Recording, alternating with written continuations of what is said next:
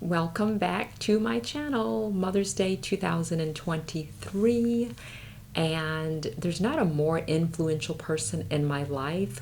I realize how every single day, everything just about that I do, I'm sort of informed by the way that I was raised. And my mom is just the queen of calm. There's never been a time that she was not calm, was not a person of deep faith.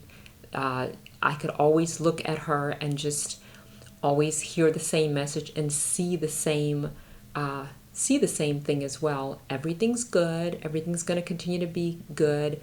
Serve God. Keep it moving. Even in a time of difficulty, it's okay. Just keep on going and fight through the situations. So I'm so blessed to have a mom who literally raised her 8 kids. I'm number 4 of 8, with such a sense of uniqueness. She had expectations for all of us. Mom began working when she was 7 years old as a field hand, and later she's going to describe how before she started school, she would sit on the front steps and wait for her aunts and uncles, because she was raised not by her mom and dad, because my granddad was a sergeant in World War II. My mom was born in 44 and the war was going on in 44. So she was raised without either parent, but she was raised by a grandmother and with her aunts and uncles, and she would just be in awe. I loved when she would tell the story as a kid about just sitting on the steps, couldn't wait for the school bus to come so that she could see, the kids get off the bus and they were carrying books, and she was just so excited to see the books, and couldn't wait for her day when she could go to school. And in that time, it wasn't really a popular concept because obviously there was a lot of poverty. So back in that time, African Americans had to work, especially in the South, and it was about just going to work. As soon as you were able to, very young kids were going out working.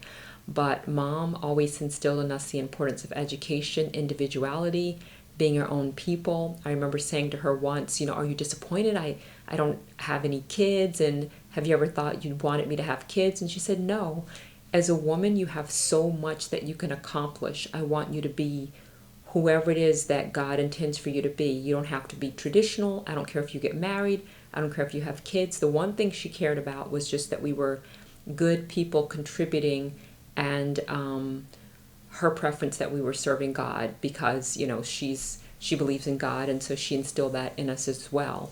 But it's just extraordinary to have a mom who gives you the freedom to be who you are, and there's no sort of pressure, and who always said, Stella, I want you to be unique. There's nothing greater than your uniqueness, and always hang on to that. So here's my mom, Queen Clara, coming up, and I'm going to let her tell you about it. They were really smart. I mean, they knew all kind of things they knew about life, they knew about farming, they knew about all kinds of things. But they couldn't read and write. They couldn't write their name. And this, for a person like me, it bothered me, it seemed like it shouldn't be, it seems like they were shortchanged somewhere along the way. So that's why when I, realized about school and the various people that I know that were very, very smart, and they had achieved all kinds of things. Some of the people that I'm talking about here had amassed 80-acre farms, like my step-granddad, very, very smart man, but he couldn't write his name.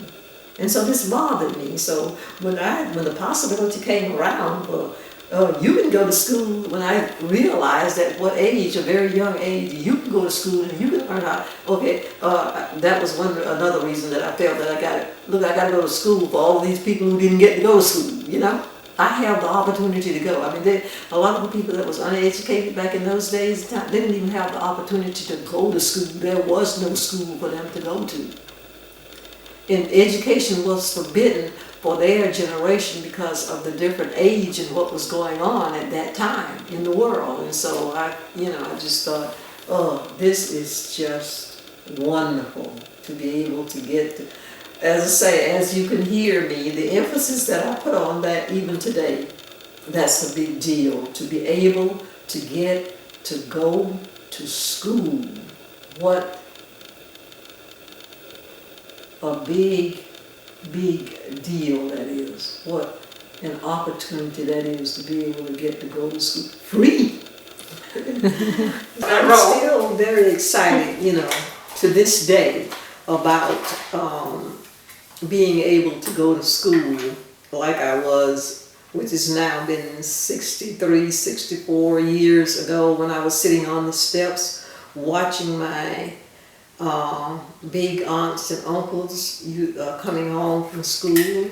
And I always thought then, oh, they get to go to school. That was a really big deal. They get to go to school. I couldn't wait to have the opportunity to go to school. So I thought that to be able to go to school one day out of the week, that's great. To be able to go to school one day out of the month, because I'm thinking what you can learn in that one day, compared to not being educated at all. Right. I'm thinking about that, and I never, my big aunts and uncles, by the way, a lot of times when they came up the steps, and they would always stop and say something or pick me up or whatever, because I was quite tiny at the time, and they would often complain about having to go to school one day and to work the next day. Might as well just drop out of school and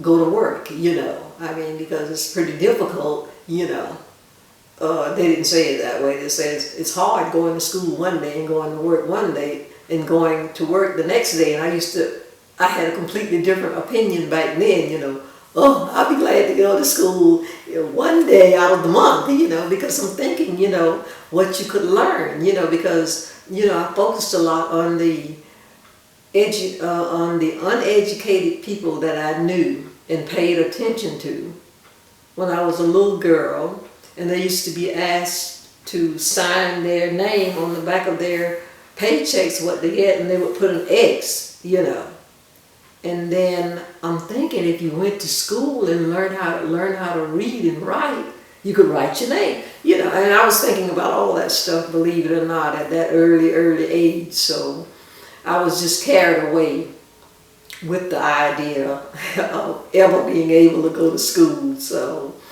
therefore, when I reached the age of being old enough to go to the field and work one day and go to school the next, I was very, and always very happy and excited to go to school. And back in those days and times, the teacher would always give you the work because that's the era that we lived in, because so many of the Afro-Americans or black people lived that lifestyle. Go to work, go to school, go to work, go to school. And so the teachers were very sympathetic about that. By the way, this was back in the era of segregation. So everybody was black, the teachers, the students, and the family, the parents, and so the teacher was very sympathetic, They would always give you the work of the day before. All you had to do was ask. Or if they knew they remembered that you wasn't there the day before, they would always offer, well, do you want yesterday's work? Because see, our families, that's how we lived in those days and times, That was the black culture in those days and times.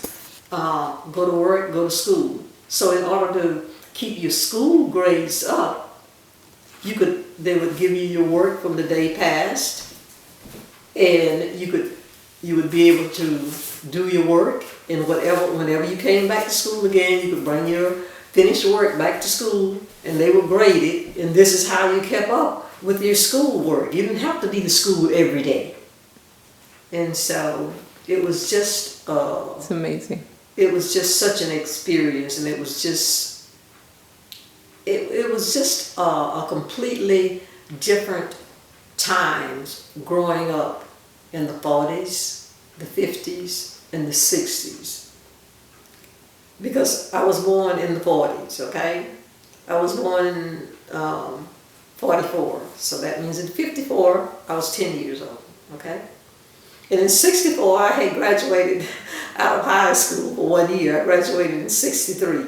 And so it was just, as I say, today, I still think, that that was the best thing that I could have ever done, was go to school and go to work. Because then I had the experience of going out in the field, working, knowing what it was like, and helping to financially assist the family with money, and then getting an education too. And so it was just so rewarding, And that was that was my biggest accomplishment in my life, going to school and finishing school in that kind of environment where you had to make a sacrifice, You had to, it wasn't like, just get ready to go to school every day, today, and think mentally, today you're in the field working,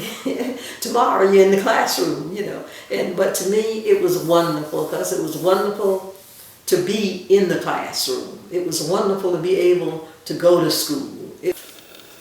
Of course, when I was doing the graduation march, when I was practicing the graduation march, I was as high as, because for me that was such an achievement, because I was the first person from my mother's side to ever even graduate from high school. So, it was like really, really, for me that was like the achievement I would imagine that a lot of college graduates, the way they feel when they're graduating out of college today, because to me, and my family, that was a big, big deal, We actually have a member of the family that's actually not go to school, not went to school. She's graduating out of high school, so it was really great. Wonderful.